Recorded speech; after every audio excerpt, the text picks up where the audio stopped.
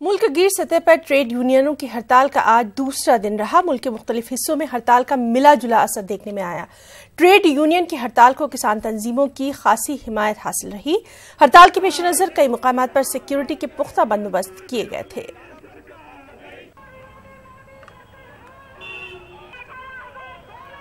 आज भारत के अंदर जो मोदी सरकार ने मजदूर विरोधी जो नीतियां अपना रखी हैं, सिर्फ कानूनों के खिलाफ जो परेशानियां पैदा कर रखी हैं, जिसमें हमारी मांगे हैं कि मिनिमम वेज हिंदुस्तान में लागू किया जाए।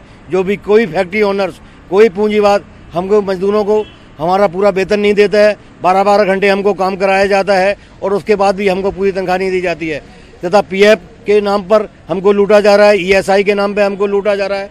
हमारे जो मांगे हैं वो हमने सरकार के सामने रखी हैं। हम लोगों पर नई नई पॉलिसी बना के नए कानून लगा दिए, फिटनेस के नाम पर, बीमा के नाम पर, और इन कंपनियों के से पर हमारे ड्राइवरों का जो शोषण हो रहा है उसके खिलाफ 8-9 जनवरी को हम केंद्रीय ट्रेड यूनियन के प्रोटेस्ट में पूरा समर्थन दे रहे हैं और पूरी मांगों के साथ उनके साथ हैं। और जो केंद्र सरकार और राज्य सरकार हमारे साथ में ट्रांसपोर्ट से कर रही है, जैसे पैनिक बटन लगाना, गवर्नर लगाना, फिटनेस पर टिकट बढ़ाना, सारे पैसे वे बढ़ा के हमारे ऊपर थोप रही है। तो मैं इसलिए इसको कर रहा हूँ। नहीं मिलता, उतना नहीं मिलता है। जब केजरीवाल जी कहते हैं तो कहते हैं केंद्र सरकार करती है, केंद्र सरकार कहते हैं तो राज्य सरकार। देश भर के मजदूर आज हड़ताल पर हैं और इसका असर आपको दिल्ली में भी देख सकता है, क्योंकि आप देख सकते हैं कि ठीक मेरे पीछे हजारों लाखों की संख्या में ये मजदूर आज धरना प्रदर्शन कर रहे हैं। ये प्रोटेस्ट मार्च दिल्ली के मंडी हाउस से होकर संसद भवन तक जा रहा है और काफ़ी संख्या में मजदूर इसमें जुटे हैं। और आपको बता दूं कि देश के 10 बड़े मजदूर संगठन इस प्रोटेस्ट में अपनी भूमिका निभा रहे हैं। और बात करें अगर भारत की, तो पूरे भारत में तकरीबन 20 करोड़ मजदूर इस प्रोटेस्ट में अपना योगदान दे रहे हैं और सड़कों पर है। इनका कहना है कि ये मजदूर परेशान हैं, ये हताश है। केंद्र सरकार द्वारा श्रमिक कानूनों में बदलाव हो और इनको इनकी मेहनत का वाजिब दाम मिले।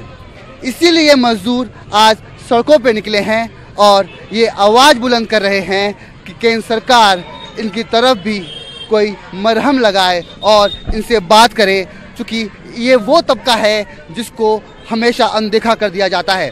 सर, क्या कहना चाहेंगे? ये प्रोटेस्ट चल रहा है, ये जो कर्मचारी वर्ग है हमारे हिंदुस्तान का, सरकार की नीतियों से काफ़ी परेशान चल रहा है और जूझ रहा है। वर्क कल्चर, उनके वर्किंग आवर्स, उनके जो पर्क्स हैं, अलाउंसेज हैं, वो सब जो है सरकार कोई ध्यान नहीं दे रही है। इस वजह से ये प्रोटेस्ट चल रहा है। All India trade union centralise all over India ये ट्रेड चल रहा है। अगर हम कल्पना करें कि मजदूर के बिना सोसाइटी कहाँ स्टैंड करती है? सब बेस रूट जो है किसी भी देश का एक मजदूर है, बेसिक वर्कर है सर। अगर मकान की एक नींव बनाता है वो भी एक मजदूर बनाता है सर, तो देश की नींव भी एक मजदूर ही है, जिसके बिना एक देश नहीं चल सकता है। अब देखना ये होगा क्या इनकी मांगे पूरी होती हैं, क्या केंद्र सरकार इन मजदूरों की तरफ कोई मरहम लगाती है, क्योंकि ये मजदूर आज हताश है, ये मजदूर आज परेशान है। कैमरा पर्सन गौरव।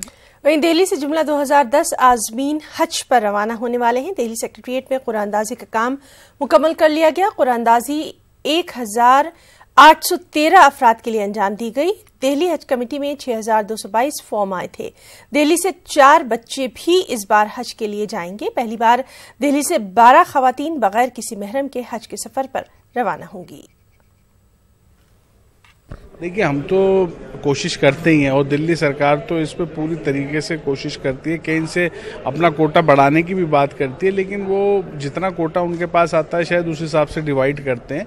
तो बात कर रहे हैं हाजी जी इसमें लगे हुए, रेवेन्यू मिनिस्टर भी लगे हुए, कैलाश गहलोत जी भी, और इस पे हम दोबारा भी मीटिंग करेंगे। लेकिन अभी तो उन्होंने हमें 1813 का दिया है, जो कोटा दिया है 2010 का दिया, लेकिन 1813 आज ये कुरा के अंदर खुल रहे हैं।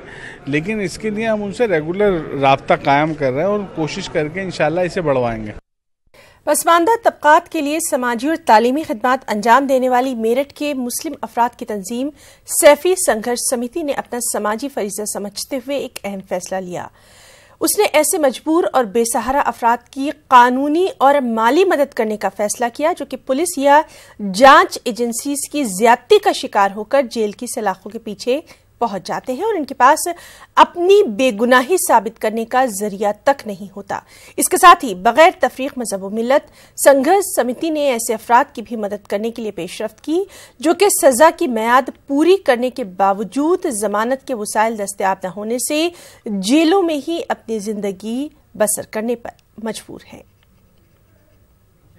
उनके परिवार के लोगों के पास जाते हैं और जाने के बाद हमारा एक मंत्रिमंडल उनसे उनके आसपास के लोगों से मालूम करता है, तब हमें ये महसूस होता है कि ये लोग निर्दोष हैं, बेगुनाह हैं, तब हम उनको लीगली जो भी संवैधानिक तौर पर कानूनी तौर पर उनकी मदद होती है उसमें हम मदद करते हैं। जैसे 4 लोग अभी बुलंदशहर वाली घटना में गोहत्या में फंसा दिए, हम क्योंकि हम गोहत्या की मजम्मत करते हैं, लेकिन गोहत्या के नाम पर इंसानी खून बहे हम इसको भी कभी सपोर्ट नहीं कर सकते। हम बहुत जल्दी जो हमने अभी लिस्ट तैयार करने जा रहे हैं, हम मेरठ से काम स्टार्ट करेंगे, यहाँ के जेलर साहब से मुलाकात करेंगे 1-2 दिन में और वो लिस्ट हम लेंगे जिन लोगों को जो है वो छूटने की कागार पे हैं, पर कुछ उनके पीछे ऐसी परेशानियां हैं, पैसे की दिक्कत या पैरोकार नहीं है उनके, तो उन लोगों को हम बहुत जल्दी जेल से बाहर कराने की कोशिश करेंगे। कई बार ऐसा होता है आदमी जो है डिप्रेशन में आ जाता है, फिर वो उल्टे सीधा काम करना शुरू कर देता है। ऐसे लोगों को सबसे पहले निकाल के हम लोग काउंसलिंग करेंगे, उनकी बैठाएंगे।